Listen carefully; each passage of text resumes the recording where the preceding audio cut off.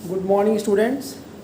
इससे पहले की वीडियो लेक्चर में हम लोगों ने नरेशन में पार्ट 1 में किस तरह से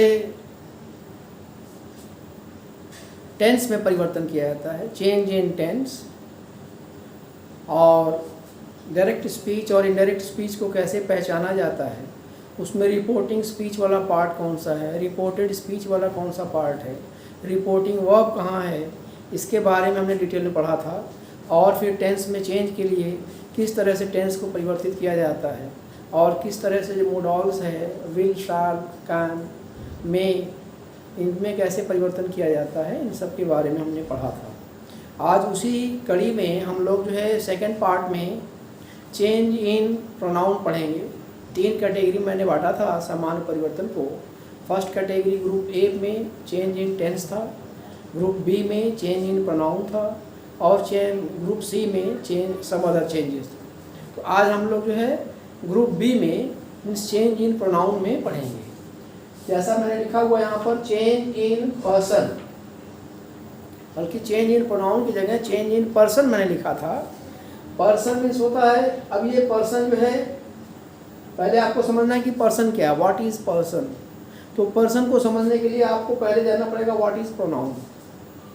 पार्ट्स ऑफ स्पीच में बेसिक्स ऑफ इंग्लिश में मैंने आपको बताया था what is a pronoun. A pronoun is a word used in place of a noun, यानी ऐसा शब्द जो किसी संज्ञा के स्थान पर प्रयोग किया जाए, उस शब्द को हम सर्वनाम कहते हैं। तो सर्वनाम की जो काइंड्स हैं, जो प्रकार हैं, उसमें सबसे पहला काइंड जो है वो पर्सनल प्रोनाउन है। पर्सनल प्रोनाउन जिसे हिंदी में व्यक्तिवाचक सर्वनाम कहते हैं।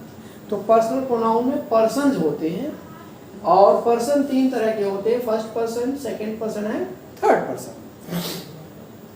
फर्स्ट पर्सन को आप कैसे पहचानेंगे? अगर कहीं प्रोनाउन लिखा हुआ हो पर्सनल प्रोनाउन का, तो आप कैसे पहचानेंगे कि ये प्रोनाउन फर्स्ट पर्सन का प्रोनाउन है? इसे पहचानने के लिए मैंने यहाँ ब्रैकेट में लिखा हुआ है स्पीकर। स्पीकर मीन्स होता है बोलने वाला, जो बोल रहा है, जो बात कर रहा है, जो बात सुना रहा है, उस बात को सुनाने वाले को, बात को बोलने वाला अपने आप को जिन जिन शब्दों से प्रकट करेगा, उन सभी शब्दों को हम जो है फर्स्ट पर्सन प्रोनाउन कहेंगे। इस तरह से स्पीकर के फर्स्ट पर्सन में हमारा जो है क्या आता है, स्पीकर यानी बोलने वाला, बोलने वाला, बोलने वाला, या इसको हम वक्ता भी कह सकते हैं, वक्ता, बोलने वाला या फर्स्ट पर्सन। अब आप कहेंगे बोलने वाले में क्या क्या यूज कर सकता है? जैसे हम यहाँ पर लिखते हैं आई, मैं यहाँ लिखता हूँ वी, मैं यहाँ लिखता हूँ माई, मैं यहाँ लिखता हूँ मी, यहाँ मैं लिखा अस, यहाँ मैं लिखा आवर, यहाँ मैं लिखा माइन, यहाँ मैंने लिखा माई सेल्फ। ये जितने मैंने शब्द लिखे हैं, आई मीन्स मैं, वी मीन्स हम लोग, माई मीन्स मेरा, मी मीन्स मुझे, अस मीन्स हमें, आवर मीन्स हमारा, माइन मीन्स मेरी, माई सेल्फ मीन्स स्वयं का मेरा। इस तरह से ये जितने शब्द मैंने लिखे हैं, ये सब प्रोनाउन है, और ये सब बोलने वाला अपने लिए शब्दों का प्रयोग कर रहा है। इस तरह से ये जितने ये सभी शब्द आएंगे, ये आपके फर्स्ट पर्सन कैटेगरी में आएंगे। ये हमारे आए फर्स्ट पर्सन, फर्स्ट पर्सन। अब जो फर्स्ट पर्सन जो पर्सनल प्रोनाउन है, वो सिंगुलर भी हो सकता है और प्लूरल भी हो सकता है, यानी एक वचन भी हो सकता है, बहुवचन हो सकता है। इसमें हमारा ये जो आई है, माई है, मी है, माइन है, माई सेल्फ, इसके ऊपर मैंने S S S S and S लिखा है। S S S mean singular, एक वचन, एक के लिए प्रयोग किया गया है। फर्स्ट पर्सन पर्सनल प्रोनाउन है और सब क्या है, सब सिंगुलर है। और उसी तरह से यहाँ पर जो वी है, अस है, आवर है, या आवर सेल्व्स है, ये सब क्या है, plural, P, plural, plural, plural, plural, बहुवचन है। इस तरह से फर्स्ट पर्सन पर्सनल प्रोनाउन में सिंगुलर भी हो सकता है और प्लूरल भी हो सकता है। और फर्स्ट पर्सन प्रोनाउन या फर्स्ट पर्सन को हम किसे कहेंगे? स्पीकर, यानी बोलने वाले को, बात सुनाने वाले को, जो बात सुना रहा है। नेक्स्ट हमारा है second person personal pronoun. Second person personal pronoun किसे कहेंगे? मैंने यहाँ पर लिखा लिसनर। लिसनर मीन्स होता है सुनने वाला, श्रोता, जिसको बात सुनाई जा रही है। तो लिसनर यहाँ पर हो गया सुनने वाला, सुनने वाला, जिसको हम बात सुना रहे हैं वो हमारा क्या है? वो सेकंड पर्सन पर्सनल प्रोनाउन है या सुनने वाला है। ये भी हमारा फर्स्ट पर्सन, सेकंड पर्सन भी हमारा क्या हो सकता है? सिंगुलर भी हो सकता है। और इसमें कौन कौन सा वर्ड आया? You,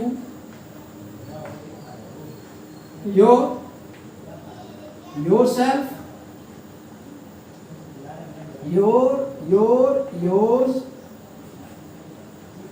yourself, yourselves, self। ये हमारे क्या है? सेकंड पर्सन पर्सनल प्रोनाउन है। अब यहाँ जो यू है ये सिंगुलर और प्लूरल दोनों की तरह से यूज किया जाता है। यू ओनली वन के लिए भी यूज किया जाता है और ज्यादा के लिए यूज किया जाता है। In the same way your, this is also singular and plural.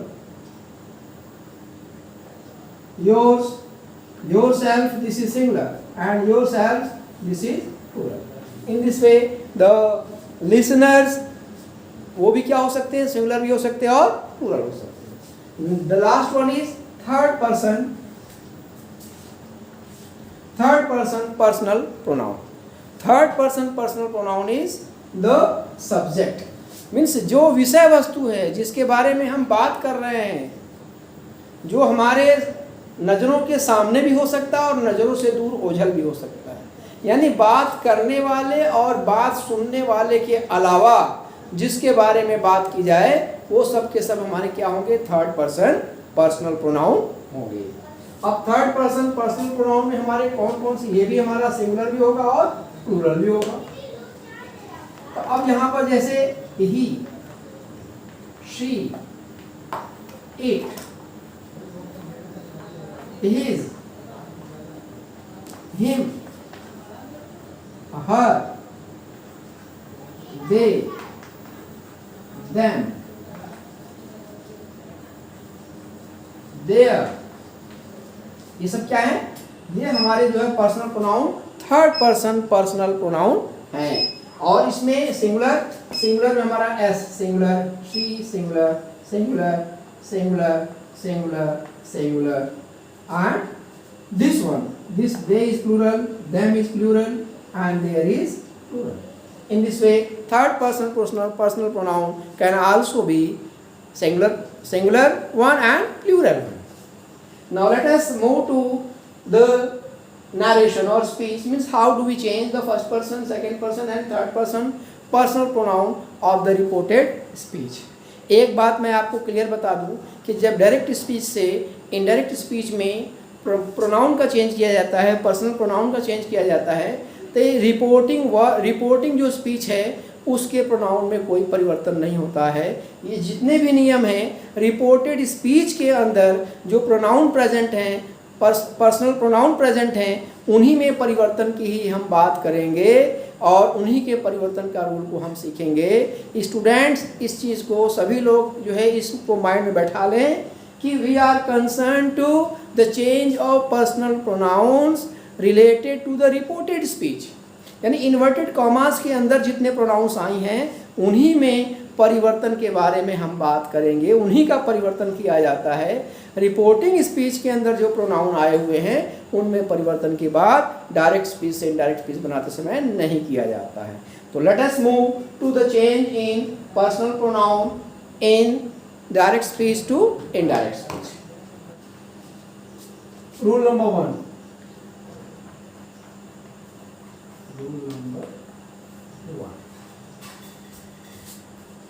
What is the rule number 1? Let us move. यहाँ हम ये समझेंगे कि डायरेक्ट स्पीच से इनडायरेक्ट स्पीच में परिवर्तन करते समय रिपोर्टेड स्पीच के अंदर जितने भी फर्स्ट पर्सन पर्सनल प्रोनाउन आए हुए हैं इन सभी का परिवर्तन रिपोर्टिंग स्पीच में आए हुए सब्जेक्ट के अनुसार कर दिया जाता है। लेट अस अंडरस्टैंड, इसका मीनिंग हम समझें। जैसे मैंने यहाँ पर सेंटेंस लिखा, the teacher said, comma, inverted comma,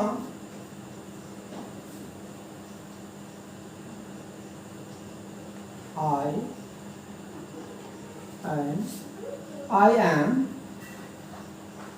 late today. Suppose this is a sentence. We know this portion is reporting speech. This is your reporting speech. Reporting speech. Up to here. And this is reported speech.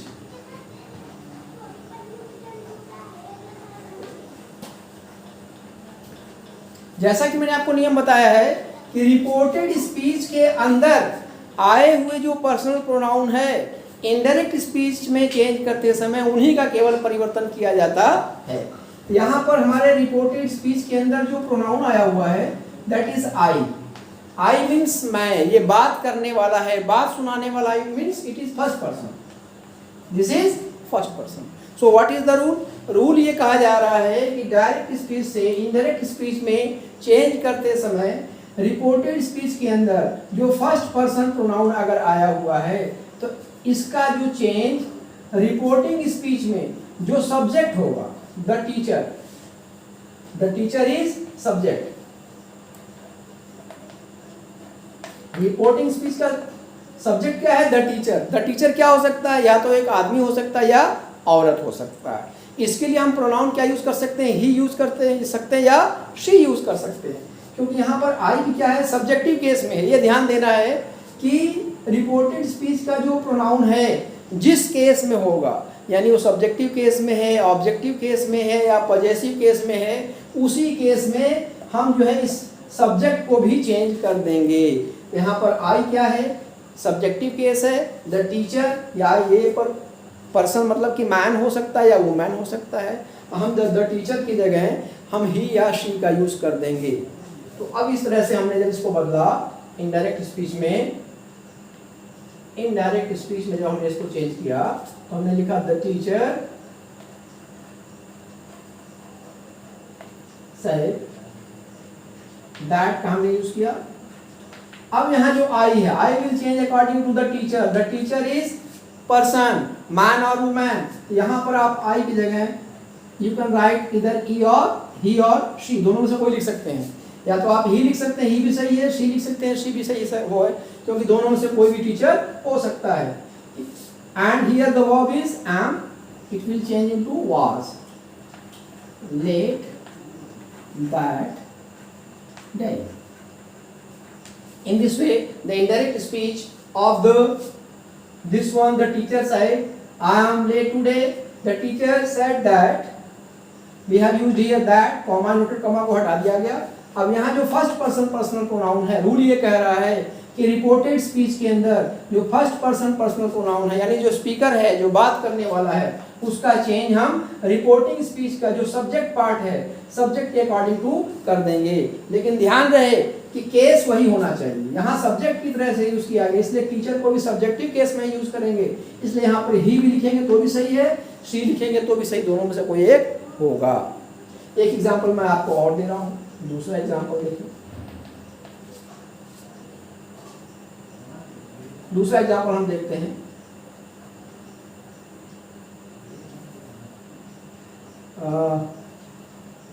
Rohini said, comma, inverted comma,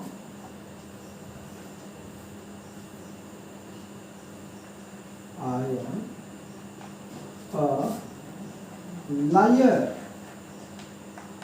This is the speech. This one is your reporting speech. This one is your reported speech. And here the subject is Rohini, name of a girl.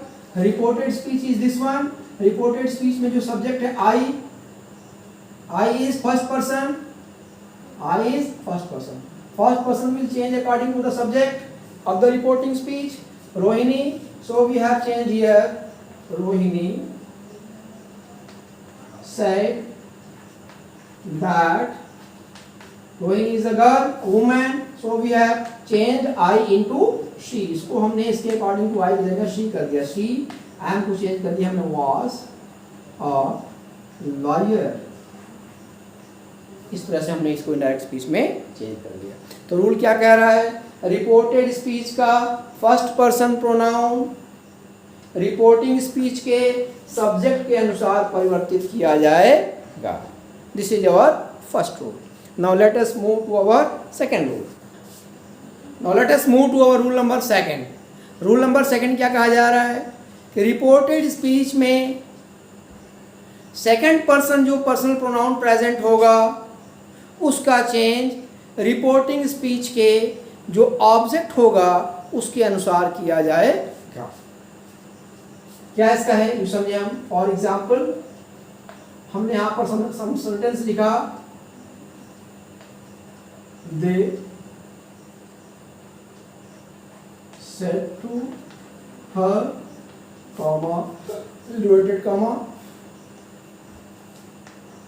you are selected for this post. ये हमारा sentence है. ये हमारा इतना portion क्या है? Reporting speech. ये इतना पोर्शन हमारा क्या है? Reported speech.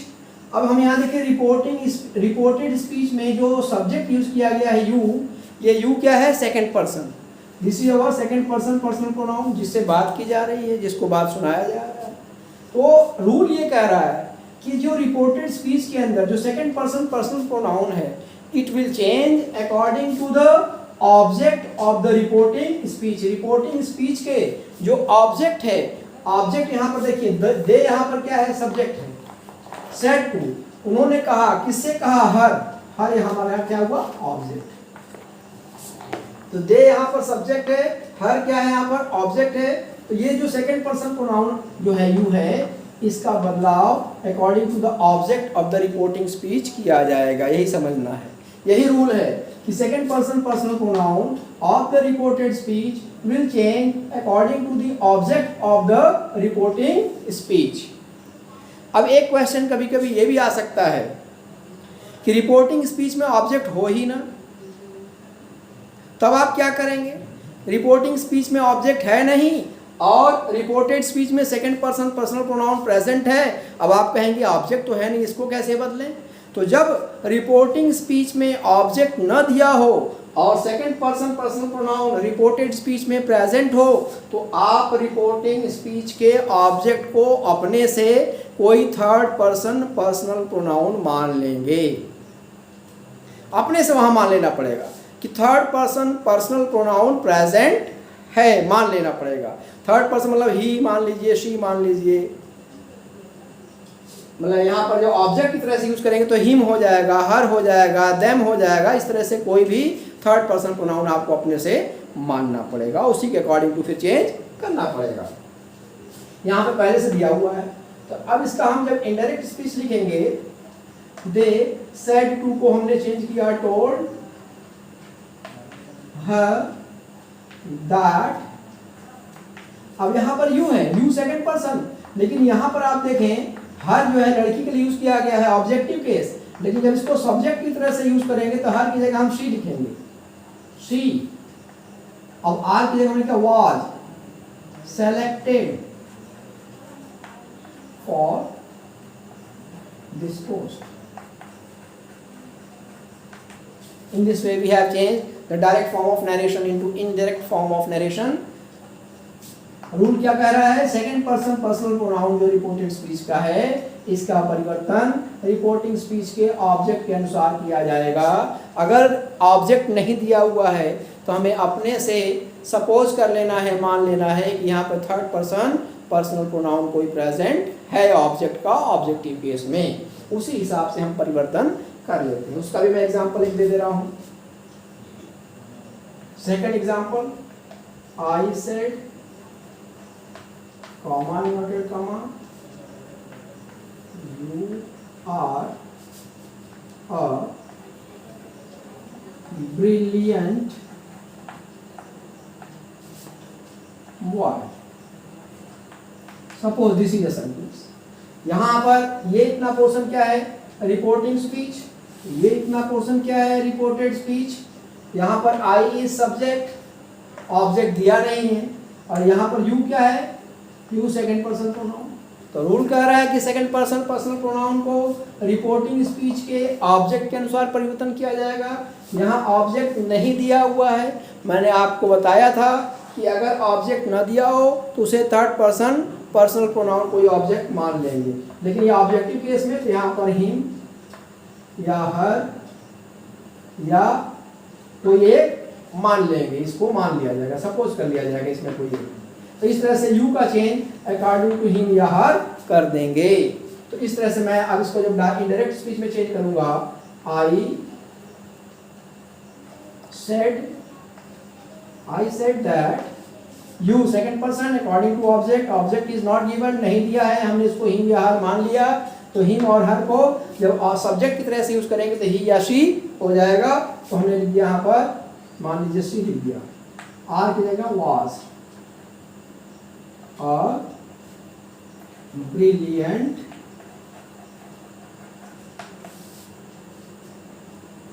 सॉरी यहाँ बॉय दिया हुआ है, इसलिए बॉय की जगह यहाँ पर हमने मान लिया ही मानेंगे, क्योंकि यहाँ बॉय लिखा हुआ है। तो he was a brilliant boy. अगर यहाँ गर्ल रहता तब यहाँ पर हम सी मानते। यहाँ पर भी बॉय है, इसलिए हमने यहाँ पर ही मान लिया, क्योंकि यहाँ बॉय दिया हुआ है।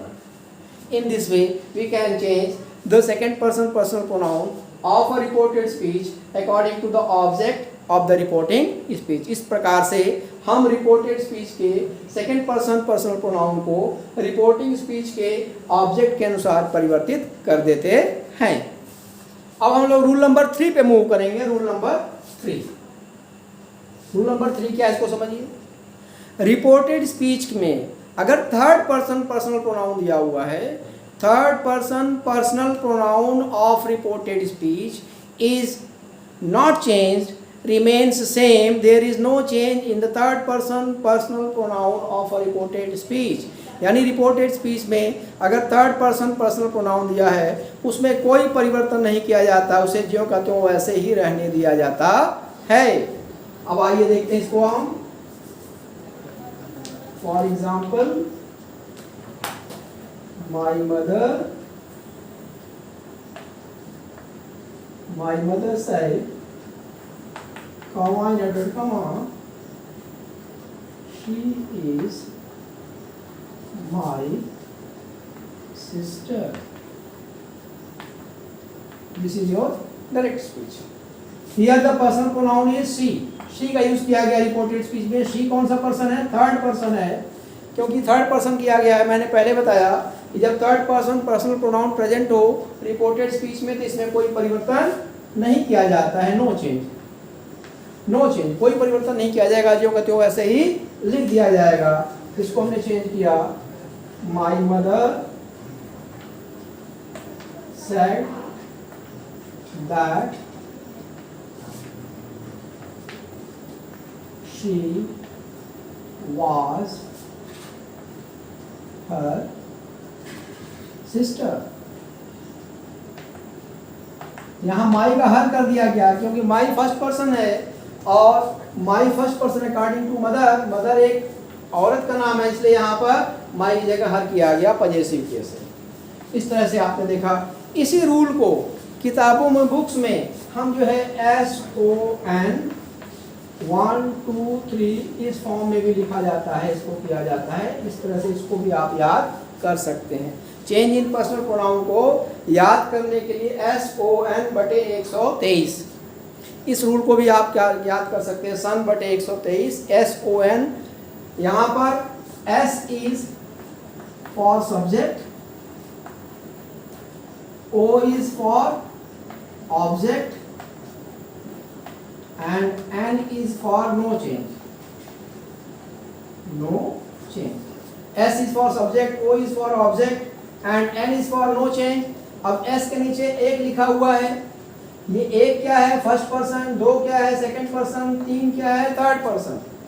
क्या मतलब हुआ, अगर रिपोर्टेड स्पीच का पर्सनल प्रोनाउन फर्स्ट पर्सन है तो इसको सब्जेक्ट के अनुसार चेंज करेंगे रिपोर्टिंग स्पीच के।